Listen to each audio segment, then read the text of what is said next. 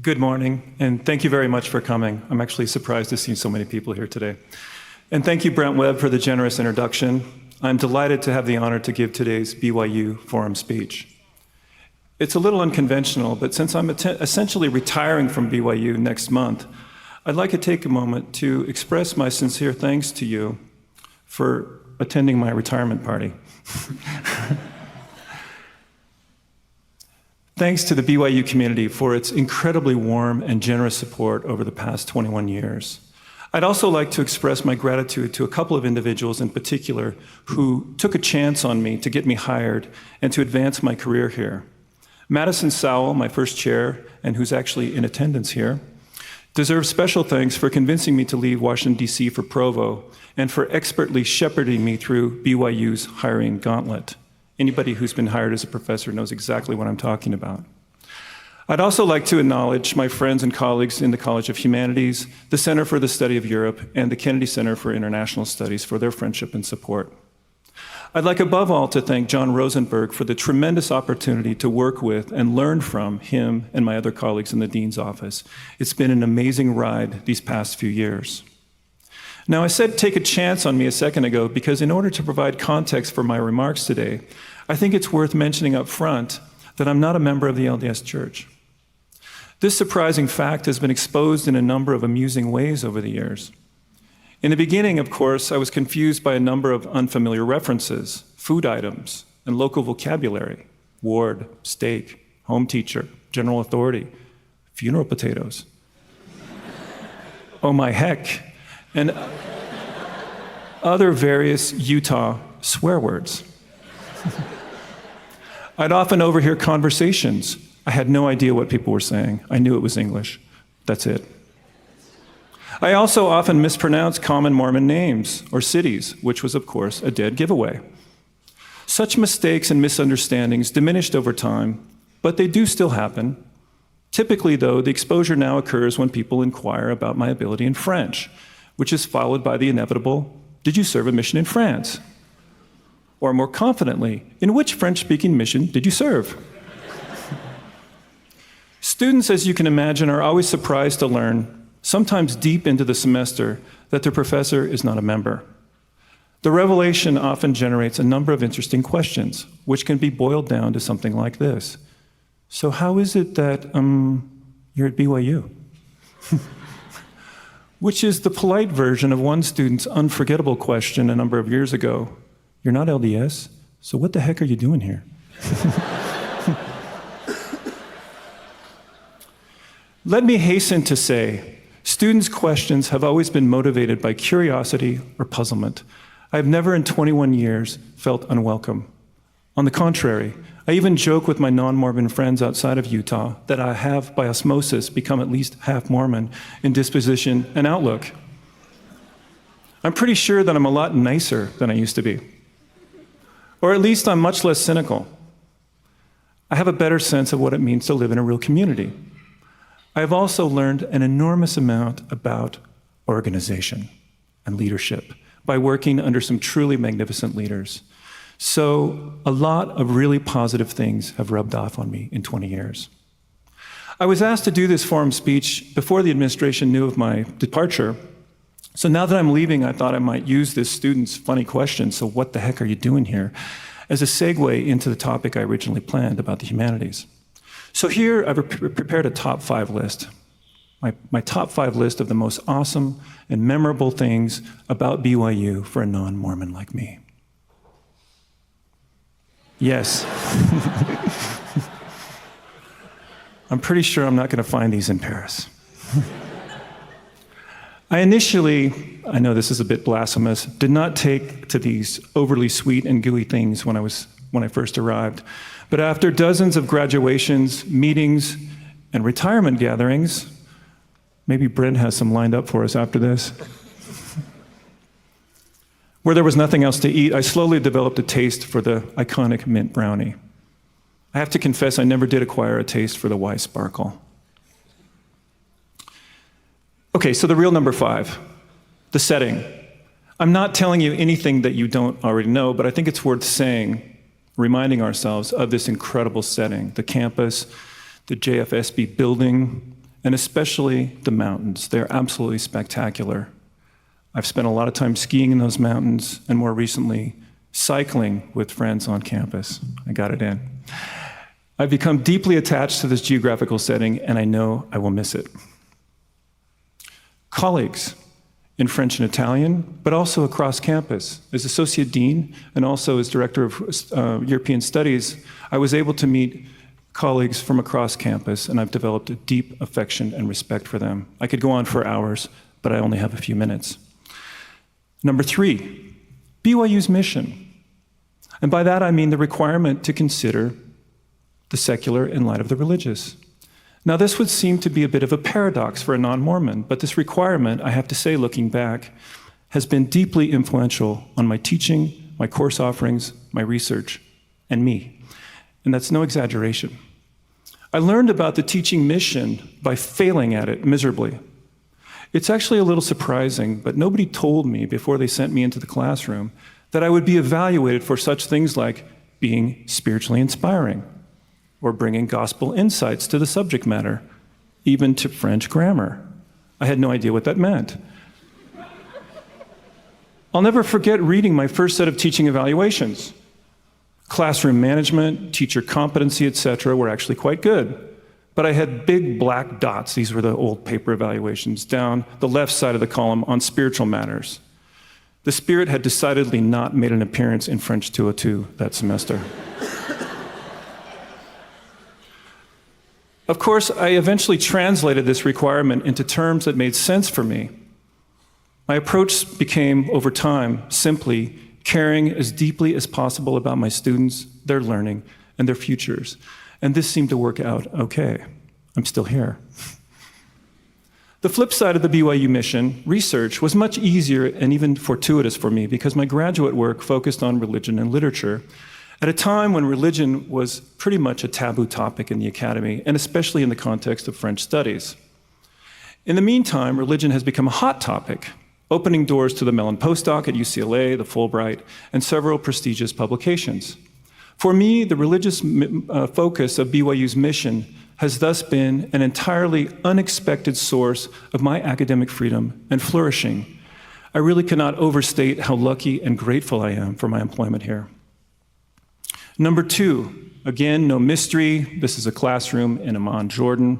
Bilingualism and biculturalism. I have my own personal take on this that I'll return to in a moment. Number 1, again, not really a mystery. The students, the amazing students. This is a shot from a study abroad recently. I will clearly miss them more than anything from my time here. Maybe you know this, maybe you don't. But I understood the minute that I stepped foot on campus that BYU is the most unique academic community in the United States, if not in the entire world, because of its students and the incredible gift of the overseas mission experience. I will never forget the 20th century French lit class that I guest taught for Norm Turner during the interview process. The class was bursting at the seams with smart, energetic, and curious students, and the foreign language ability was simply off the charts. It was clear to me immediately that BYU students were positioned for success in the international arena in ways that no other university, not even the Ivies, could ever match. In every one of my positions, as professor in the classroom, as director of study abroad, as European Studies coordinator, and now as associate dean, I've always tried to cultivate the incredible linguistic talents of BYU students and to align them with the best available international opportunities. Okay, so I want to shift gears here and talk about the state of the humanities in the US and BYU's position in them. If you read the news, or even if you don't, you've probably come across more than a few articles recently on the decline or the crisis of the humanities. There has been a lot of speculation and hand-wringing of late on this topic. As you can see from these recent book titles, from Blow Up the Humanities, Not for Profit, Remaking College, we find a number of different approaches to the so-called humanities crisis. And this is just a small index of the wealth of books out there on this topic. Some want simply to abolish them. Some are nostalgic. Others are idealistic. Still others, like the contributors to Remaking College, are sincerely trying to figure out practical ways to adapt the humanities for the contemporary world. The national discussion on the humanities has been going on for a long, long time. Reference to a crisis goes back to the 1920s. There was a spike in the 60s, analyzed famously by G.H. Plum, and you can see the book cover there. You can tell how old it is by the cover. And another huge spike in the wake of the 2008 financial crisis. Last summer, however, we reached an all-time high in negative commentary, largely because of two reports. The Harvard report on the left, and The Heart of the Matter, a gigantic report on the state of the humanities and social sciences conducted by the American Academy of Arts and Sciences on the right. Both studies address the recent and dramatic decline in humanities students in American universities. To give you an idea, there has been a 35% loss of students at Harvard between 2006 and 2012 in the humanities college. Both reports speculate on possible causes and solutions to the problem, but neither, in my view, is very convincing. A lot of generalities and bromides, and they do not address student or parental concerns about the relevance of the humanities for career opportunity, which is what is on most students and tuition-paying parents' minds, evidently even at Harvard. I do prefer The Heart of the Matter, I should say, because it mentions 3 universities with the most highly innovative approaches to the humanities in the US, and those are Princeton, Chicago, and yes, BYU. So what are the main sources of the problem? What are the pressures on universities and liberal arts colleges and colleges of humanities? Obviously, one of the big problems is cost, or ROI, return on investment. College is getting very expensive. The job market is tight. This translates into 90% of students focusing on college as career preparation. We in the humanities traditionally don't look at what we do that way. So there's a perceived disconnect between humanities and careers, and this is tied to what I call a language or a narrative problem. We simply do not know how to talk about our disciplines in ways that are relevant to career concerns. The third point would be, and there are many more than this, a lack of a globalizing and professional strategy. Often, career services don't understand the humanities, and thus they don't know how to align students with opportunity beyond the most obvious ones.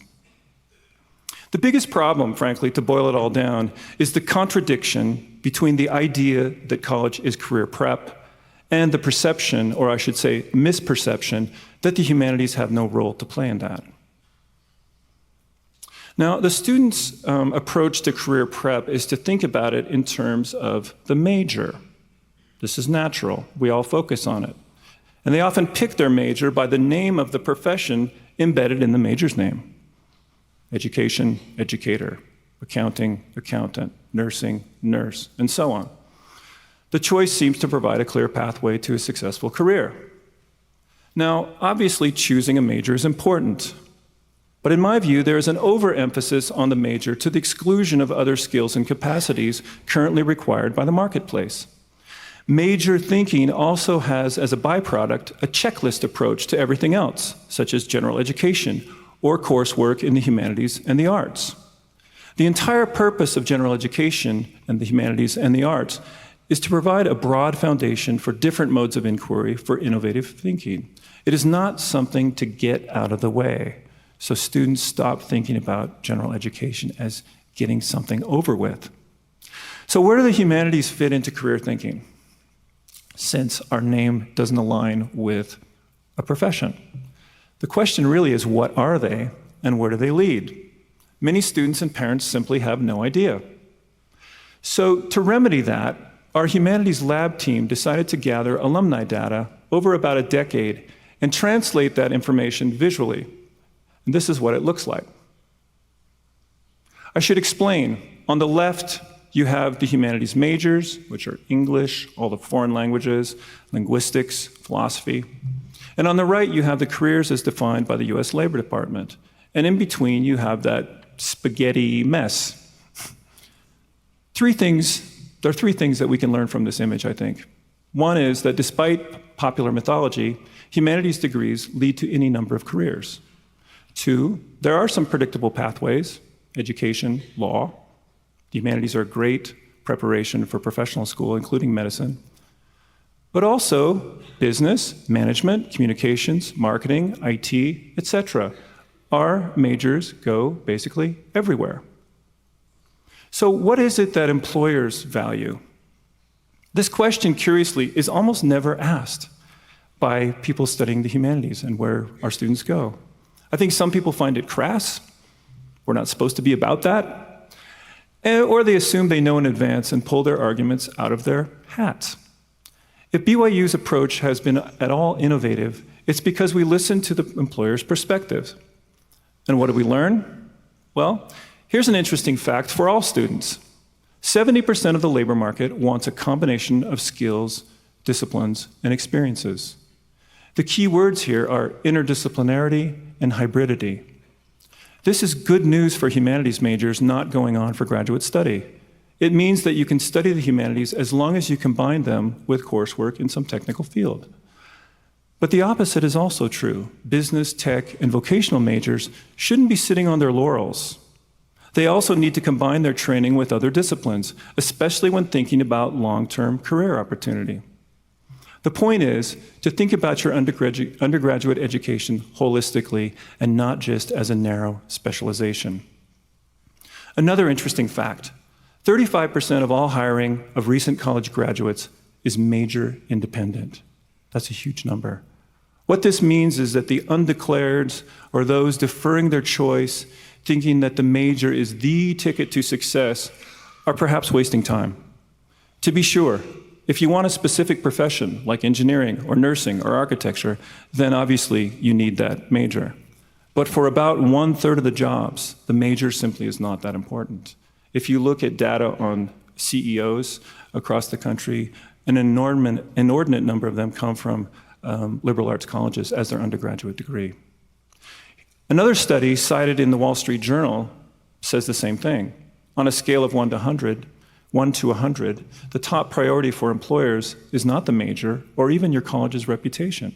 It's internships and experience. This is followed up by another shocking fact. Less than half of managers find recent grads prepared for work. Now, it's true, as colleagues often remind me, universities are not trade schools. But clearly there's something wrong. This slide begs the question, what exactly is missing? Well, what is missing are the essential skills, those required by a majority of employers. The gap comes from universities not teaching these things, or not explicitly, and employers no longer wanting to do on-the-job training. There's no time to go through the whole list here, but you can see that many of these traits and skills can actually be identified and cultivated in almost any major, even in the humanities. We just need to help students see and extract these skills in what we're already doing, maybe even through learning outcomes. Analyze and interpret information, communicate persuasively using data and analysis, engage in continuous learning. This is a much needed skill today. Initiative. This is more of a character trait, and it's often missing in students as they enter the marketplace. I've underscored the last one, which I think is BYU's true competitive advantage. Understand the impact of a company or organization in a global setting. This is highly valued today. So how do we know this? Well, 2 ways: scientific analysis of survey data and anecdotal evidence from the marketplace. SERI, a labor research institute at Michigan State University run by Dr. Phil Gardner, focuses almost exclusively on college students entering the marketplace. He can tell you what the hot degrees are, what the hiring trends are, etc. He analyzes data based on annual surveys of around 5,000 companies from Fortune 100 to small businesses. After years of conducting such research, he has come to this conclusion. I can boil down years and years of reports to one sentence. There are really only 2 choices for graduates wanting a lot of options: to be a technically savvy liberal arts graduate or a liberally educated technical graduate. Liberal has no political connotation in this context, in case you didn't know. Again, the key concept here is hybridity. Market evidence. There's also tons of market evidence demonstrating that nearly every sector of the economy finds value in the humanities and liberal arts. Here's a screenshot of the Humanities Plus blog that I've curated for the last 5 years. In it are all the anecdotes you need to feel confident about the importance of the humanities for the marketplace. Students who are hesitant or parents who are skeptical about the value of the humanities should really take a close look at this information. I'm just going to run through a few quick quotes that you can read on your own.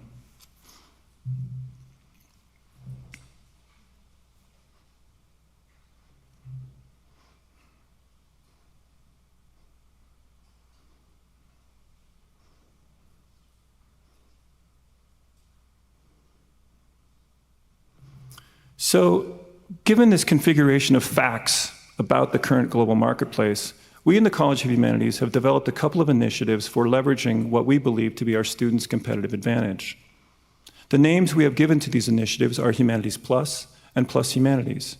In Humanities Plus, humanities disciplines remain the center of gravity, but we encourage students to supplement their study with technical coursework, mentored research, leadership roles, and above all, internship experiences. With Plus Humanities, we want faculty and students across campus to see us as a valuable resource, not only for professionalizing foreign language skills, but also for cultivating the crucial skills of writing, textual analysis, historical insight, and cross-cultural thinking. So our approach to launching these initiatives has been primarily as an advising strategy. We did this by combining academic and career advising within our college's advising center. The point is to build in career thinking and habits from the outset, from the moment students declare the major. This process can be illustrated visually. This is what I'm calling old school advising. In the past, students basically would cruise through their 4, sometimes 5 years at BYU, and then come into the advising office for career advice somewhere around graduation time, which is obviously way, way, way too late. Many of the crucial steps and experiences must be acquired before the senior year. Humanities Plus advising is a continuous process.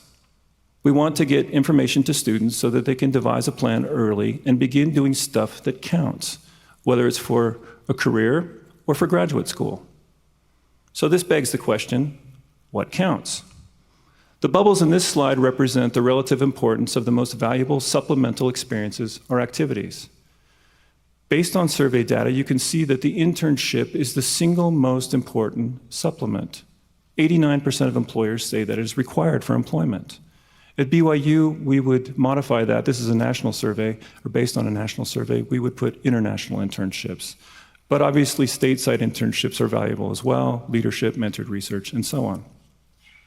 The big question for me, especially as somebody whose life was deeply influenced by my study abroad experience, why is study abroad? I don't know if you can see that out there, but study abroad is at the bottom of the list. This seems to be counterintuitive in a global context.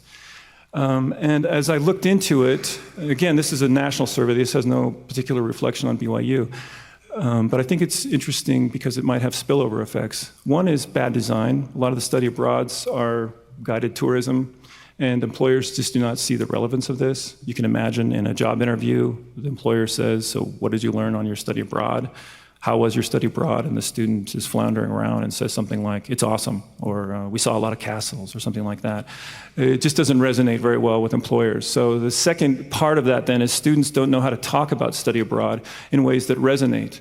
They actually need to be trained. So we have actually been trying to develop pre and post training for students so they can talk about this in a more convincing way. The other thing, obviously, that's important for us is, given the importance of the internship, is to put focus on global internships. And we have done this financially and intellectually. We have international internship programs in every department, from English to Japanese, French, Spanish, Russian, etc. Our college has a substantial presence overseas. We have, in fact, grown from 3 to 25% student participation over the past 5 years, and we'd really like to get it up to 50%. We've also discovered on-campus internships. Students, if you don't know about this particular resource, learn about it. It's an amazing resource. You can work for top-shelf companies using your international skills and language skills right here on the BYU campus.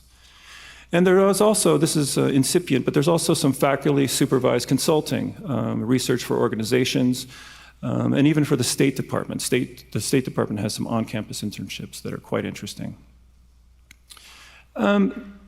So our focus also has a little bit of pressure on curriculum that we've been working on. We've been engaged in inter-college collaboration, mainly with business, but also engineering. We've encouraged students, our students, to minor outside of our college, for example, in international development and international business. And the Marriott School developed a certificate for our students called the Global Management and Literacy Certificate. This is a very valuable certificate for our students. We also encourage hybridity of skills via minors, and I shouldn't say this, but sometimes double majors where they're appropriate. And language certificates. I said that the rest of the campus should see us as a resource. The big source of that is language certificates. So students in professional schools, in business and engineering, can come and professionalize their language skills and have that certified by us. I want to close my talk today with reference to an industry that is, in my view, perfectly suited for BYU Humanities students, and that is the language services industry. It is currently valued at $32 billion annually and is rapidly growing. While in attendance at the GALA stands for Globalization and Localization Association. It's the major language services association in the world. I attended a conference in Istanbul, Turkey in the spring. BYU was the only educational institution present. My assistant dean and I were accosted by dozens of employers looking for what they call global talent. Evidently, BYU has global talent. They assured me that they would love to hire our students. We don't necessarily have programs in this, but this is something that we could work on. And in any case, it gives me confidence that there is a marketplace for our students. So returning to the opening slide, the title is obviously a bit of an exaggeration. But I think it captures something very real about the convergence of the humanities, and the humanities particularly at BYU, and global trends. Most of the world's major problems to be solved and opportunities to be had depend, and will increasingly depend, on innovative, supple thinkers who can negotiate disciplinary, cultural, and linguistic divides. From my perspective, if BYU students are not the most suited for this contemporary challenge, I really have no idea who could be. Thank you.